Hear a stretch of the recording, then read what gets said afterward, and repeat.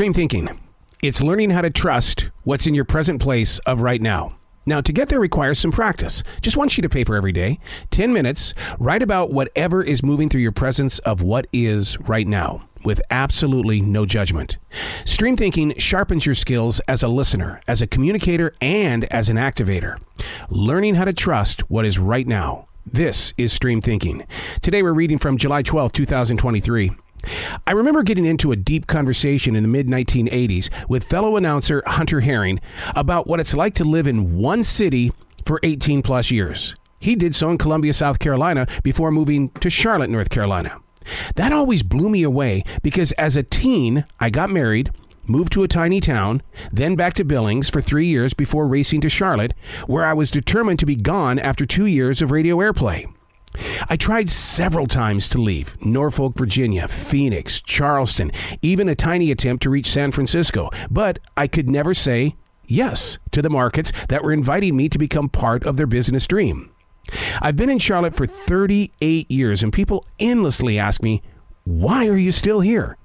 It's got to be the forest. Somewhere along the line, I must have made a pact with this collection of trees and all the other living things. What creates that moment where you plant your feet and everything else begins to grow around you? And the reason why I bring this up is because the nation is changing right now.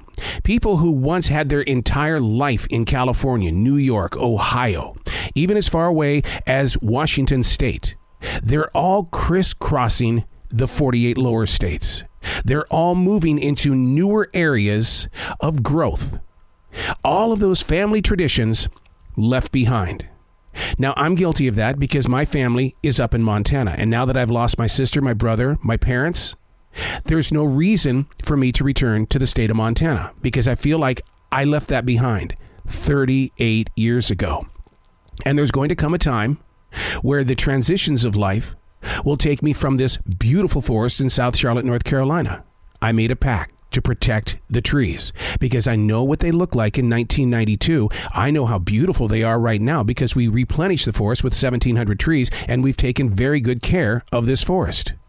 But you have to ask that question, what's next? And maybe it's because I'm 61 and I'm on the opposite side of life now. I'm not the 30-year-old dreamer who saw visions in this forest, and now I want to know how to protect it. And that's what's going on with this nation right now. Are we asking the questions of the family tradition? Is it worth protecting? Or do we pick up and move? Maybe I'll say it this way. Or do we pick up and migrate? That's a big word. That's a hot word. And is it okay to leave your family history behind you? Because I'm very guilty of saying one thing. I used to be a Montanan. Being here in the Carolinas for 38 years pretty much says I'm a Carolinian. And learning how to adjust your lifestyle to accept that new change. Because when you come into an area you've never been to before, learning the new culture and the style. We love the fact here in the Carolinas that people bring in their different styles of food and music and everything else that came with them. But the thing is that you're going to have to change too while you migrate. How do the birds do it? Every season, they migrate across the lower 48. As humans, we're going to have to learn how to do it ourselves. I'm Arrow, and that's Stream Thinking.